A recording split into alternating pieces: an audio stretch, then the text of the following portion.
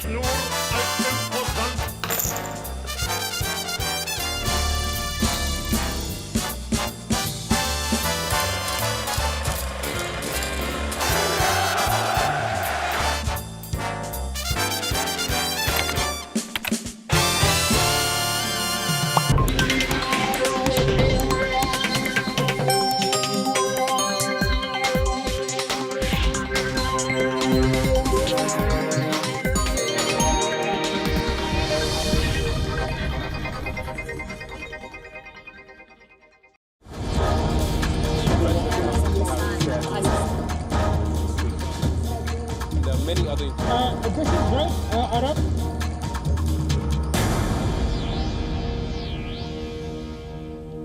Hello and welcome to WION Live Broadcast from London. I'm Ollie Barrett, and coming up we've got the latest on stories developing around the world.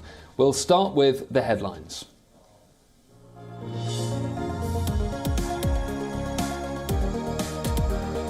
Germany mulls further restrictions to contain a surge in coronavirus cases as the United States advises against travel there.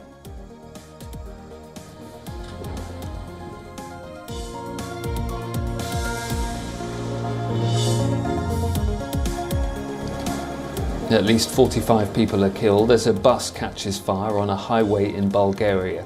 Many children are among the victims. The cause of the accident remains unclear.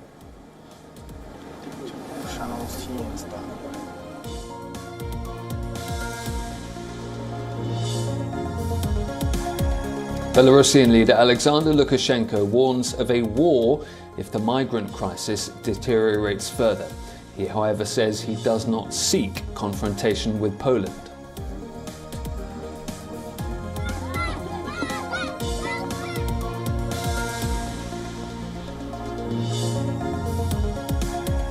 Amid ongoing irritation with Poland.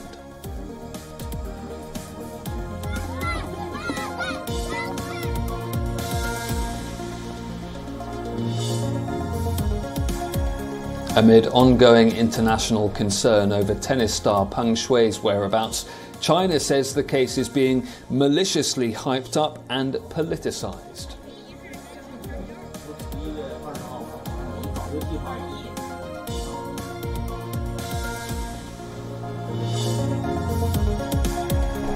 In a move that could lead to greater economic pressure on Taiwanese companies operating in China, Beijing warns Taiwanese firms against supporting the island's independence.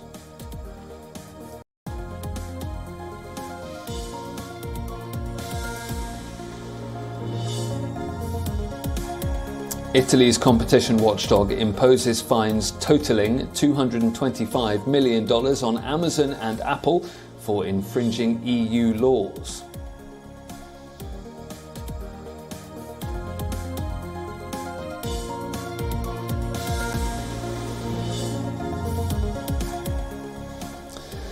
Europe is heading into a Christmas holiday season which could be significantly disrupted by COVID.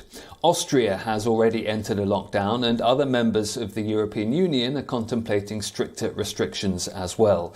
The German health minister's warning that most Germans will either be vaccinated, cured or dead from COVID-19 by the end of the year. Germany is racing to contain the spread of COVID infections and calling on citizens who are not yet vaccinated to get a jab. The rising caseload there has been attributed to slow vaccination rates in the country. Only 68% of the population is fully jabbed. Local authorities in Germany have ordered new lockdowns in several parts of the country, including closing several Christmas markets. Next door in the Netherlands, the situation has appeared calmer on Monday. The country was rocked by 3 days of violence and protests. Dutch Prime Minister Mark Rutte condemned the unrest. He called anti-lockdown protesters complete idiots. He also promised to prosecute those responsible for violence. At least 130 people have been arrested and 4 wounded by gunshots, and several police officers injured in the Netherlands. It went back like cafes and amusement parks. In Austria, streets have remained largely quiet. as the country imposed the most drastic curbs taken by any Western European nations so far in this wave of the outbreak. 8.9 million people in the country are only allowed to leave home to work, to shop for essentials or to exercise. Austria is also planning to legalise a vaccine mandate from February. Next to France, where the Prime Minister Jean Castex has tested positive for COVID-19. The Prime Minister will isolate while continuing to work. He'd been in Brussels on Monday, where he met his Belgian counterpart, Alexander De Croo, who now is quarantining as a precautionary measure. France is also battling a surge in COVID-19 infections. The country's government says a fifth wave is starting at lightning speed. In France's overseas territory of Guadeloupe, violence erupted during the second week of protests against COVID restrictions. The damage from the violence is visible, with vehicles and buildings left burning. The unrest started last week over COVID curbs that were imposed by Paris, including the mandatory vaccination of health workers. Days of rioting have brought normal routines on France's Caribbean island to a standstill. Next to the United Kingdom, well, the UK reported over 44,000 new COVID-19 cases and 45 deaths in the last 24 hours. Some scientists are warning that caution must remain crucial at this time, and some experts are advising people to delay planning their Christmas holidays as long as possible. But there is growing confidence in the UK government that with hospitalisations and deaths actually falling in this country, that a combination of factors may play in to the UK not needing to impose some of the restrictions we're seeing across Europe. They include in that list of possible factors an earlier exit wave as the UK economy opened up earlier than many European counterparts, higher rates of booster vaccinations and potential higher rates of natural immunity as well.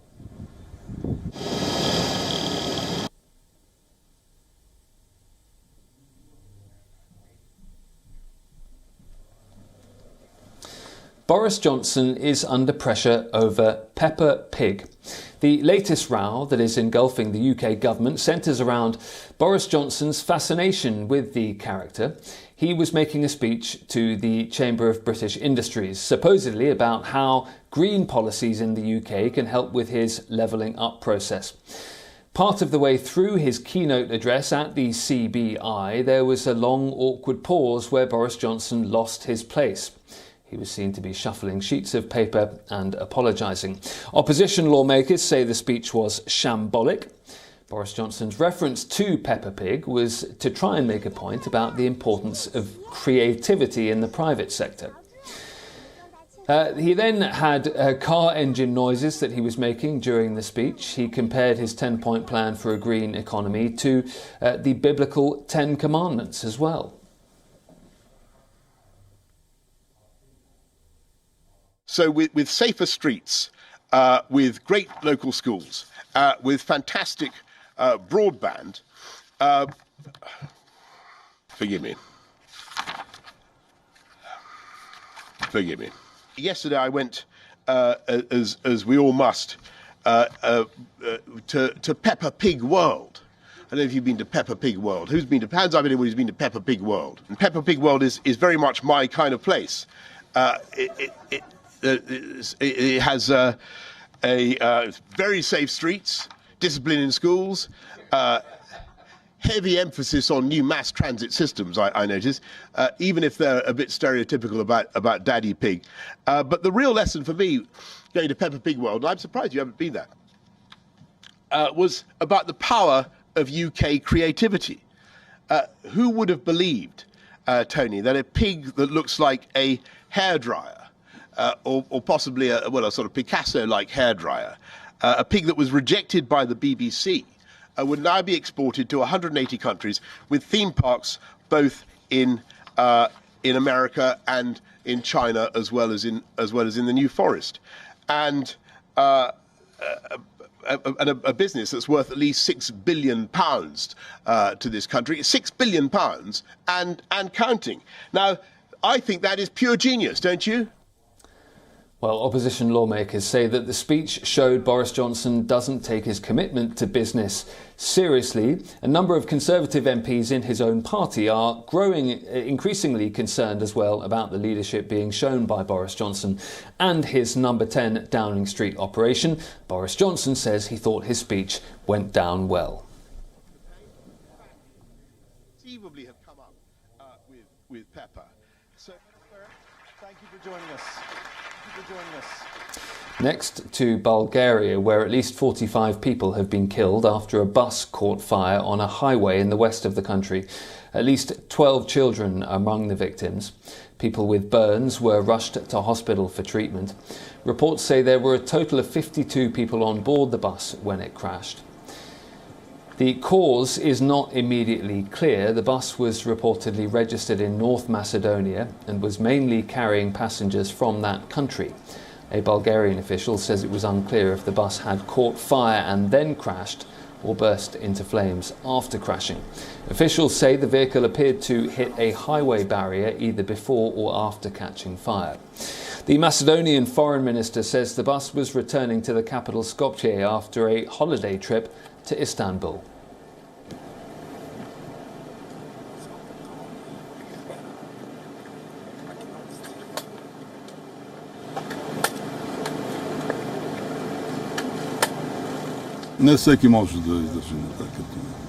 Not everyone can stand such a picture. The picture is terrifying. The details of this tragedy will be investigated. It is hard to look there. I don't know if we should go into the details at these early hours. Maybe we should leave it for later. In my experience, I have never seen anything like this. People are clustered inside. They are burnt to ash. This is why no one can say how many people there are, nor who they are. They will need to be identified now, person by person, and it will be very difficult.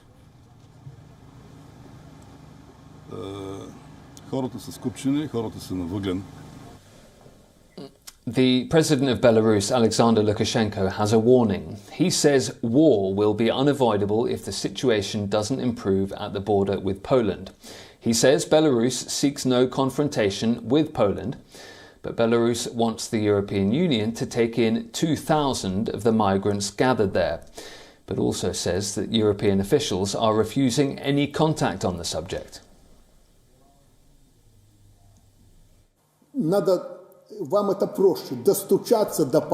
We need to get across to the Poles and show them that we are not barbarians. We don't want a confrontation. We don't need it.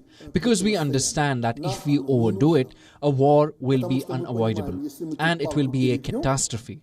We don't want any escalation, but we will protect those hapless folks as much as we can.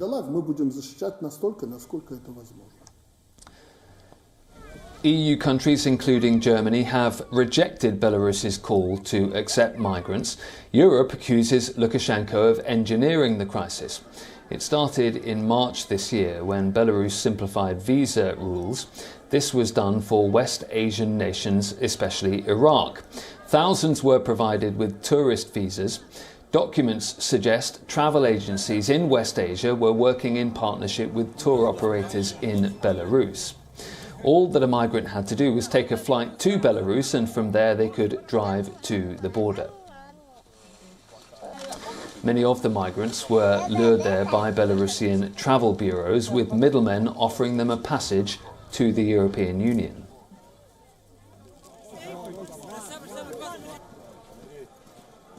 The EU must not give in to blackmail from Lukashenko. We have to respond united and very clearly to this state-sponsored hybrid attack against the European Union. The Polish Prime Minister has called the crisis a prelude to something much worse. He says Belarusian forces are still ferrying migrants to the frontier. Poland has threatened to sever a train link with Belarus if the situation doesn't improve in the coming days.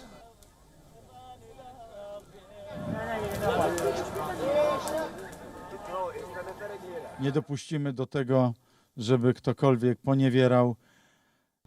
We will not allow anyone to abuse Polish servicemen or your service, your work, which you fulfilled with such dignity and such efficiency. We are not only wholeheartedly with you, but the whole state of Poland stands behind you. And we will do everything in this border battle. Let's call it like this, even if only symbolically, which partly is also a hybrid war and not a conventional war. But we know that the aggressor that is emboldened by weakness, unfortunately, very often resorts to more resolute methods.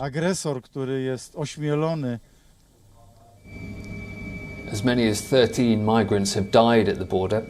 Many are suffering in a cold, damp forest with little in the way of food or water.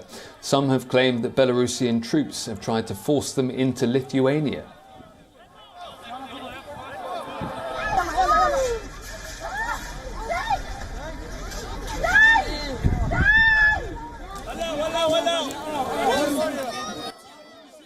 They are with us.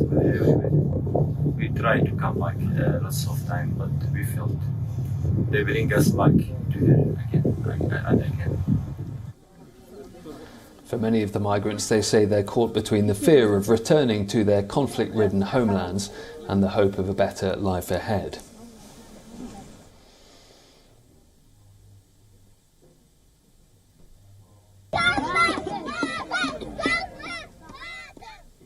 Next to Nigeria and the city of Maiduguri, which has been an epicentre of the 12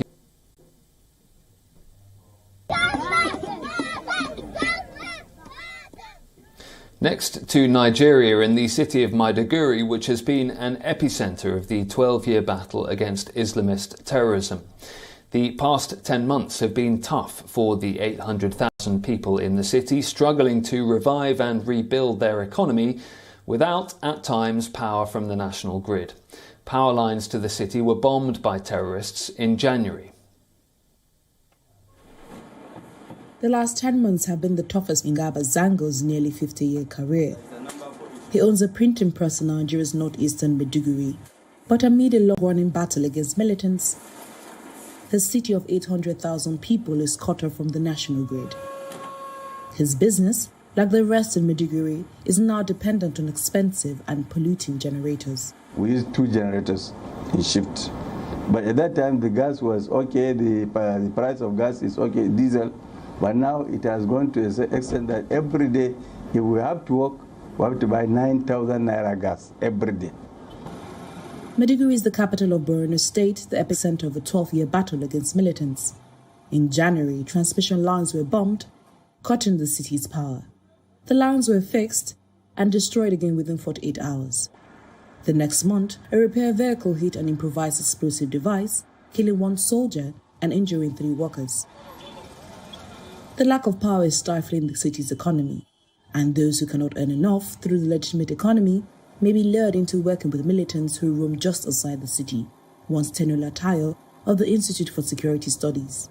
This has now thrown a spanner in the works because it's increased the cost of doing business in the city. It's pushing some people back into poverty, and it's just affecting the general economic life in the city. Borno State Police Commissioner Abdul Umar said officers had removed explosive devices from the roads to improve security, which would enable repairs. Nigerian oil company NNPC has also promised to build a 50-megawatt gas-fired power plant in Maiduguri to cut the reliance on transmission lines.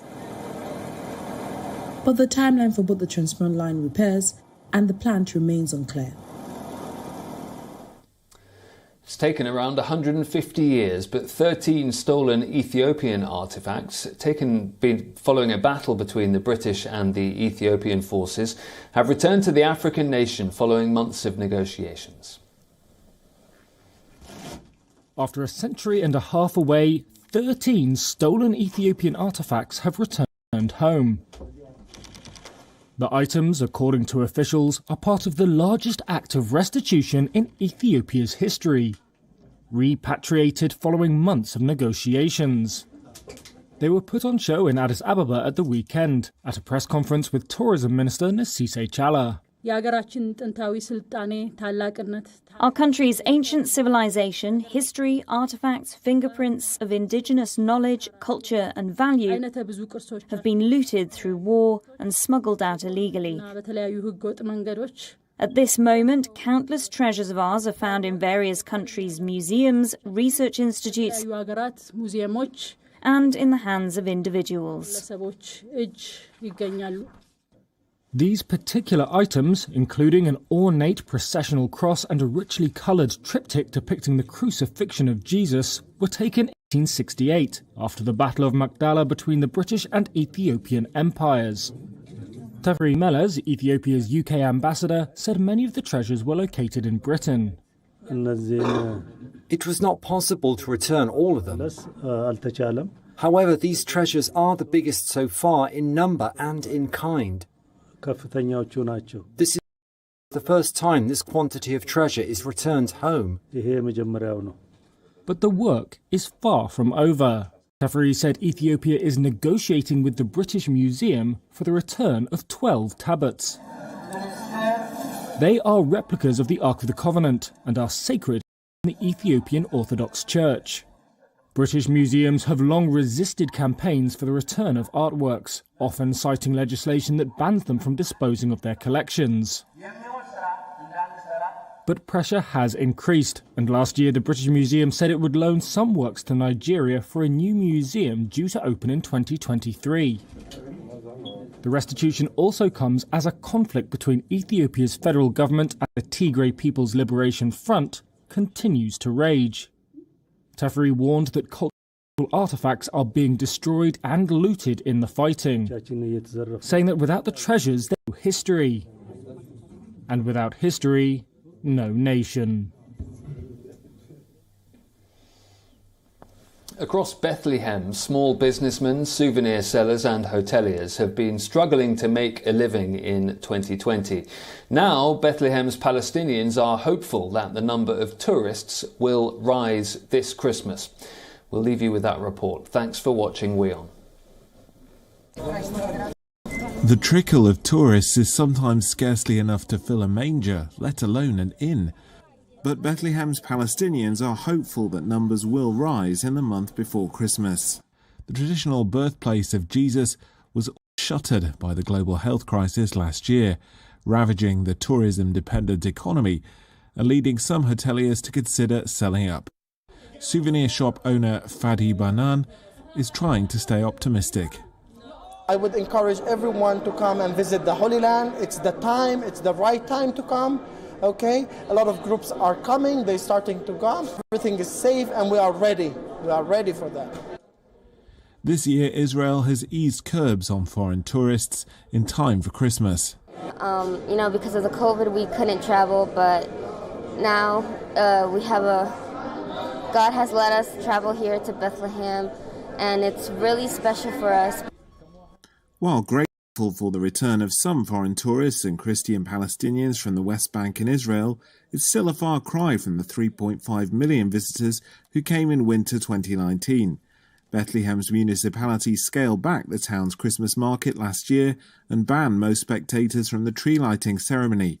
This year's celebration will proceed as normal on December 4th, with visitors asked to wear masks.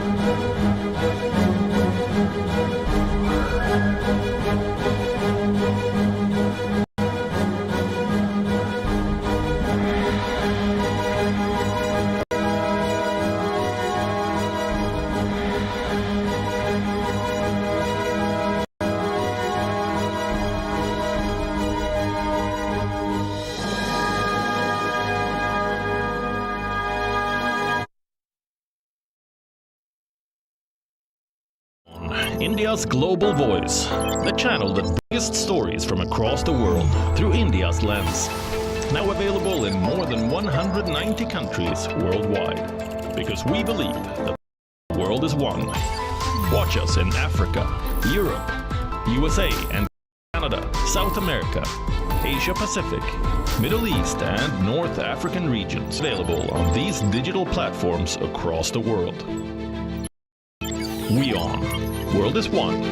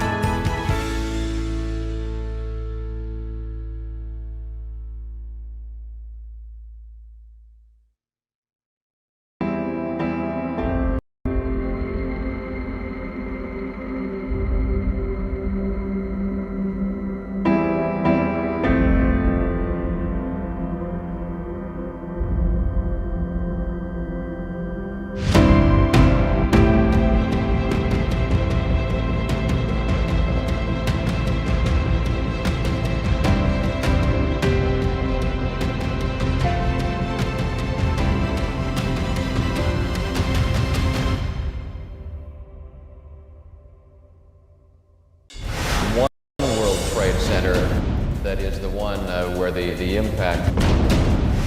The cause of India's freedom for many years.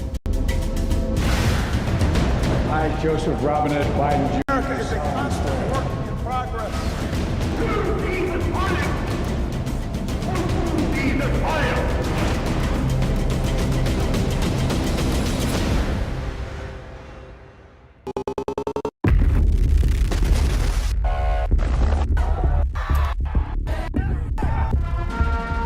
Joe Biden, now the 46th president of the United States, has a full plate in front of him.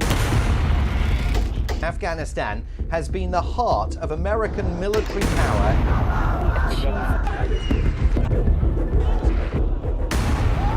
In a clear warning to China, India's military has now taken control of the country for 1 year. It says that it's likely to miss by around. What was happening inside the virology lab in Wuhan?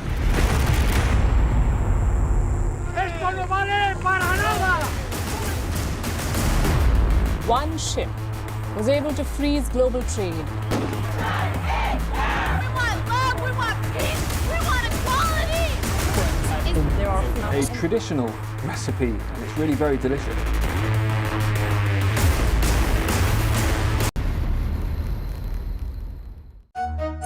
Stay connected with the world through WION. Like the page on Facebook. Follow us on Twitter for new alerts. Instagram for posts and images. And the website for the latest news, views, and analysis. WIONews.com. World is one.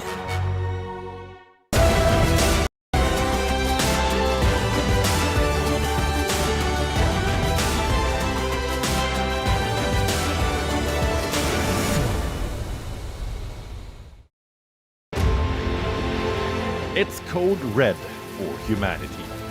The alarm bells are deafening. Wildfires, floods, and hurricanes. Extreme climate events warn of impending doom.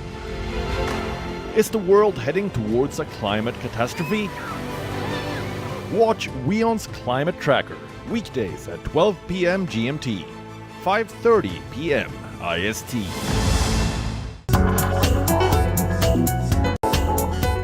WION, now available on Spotify and Google Podcast.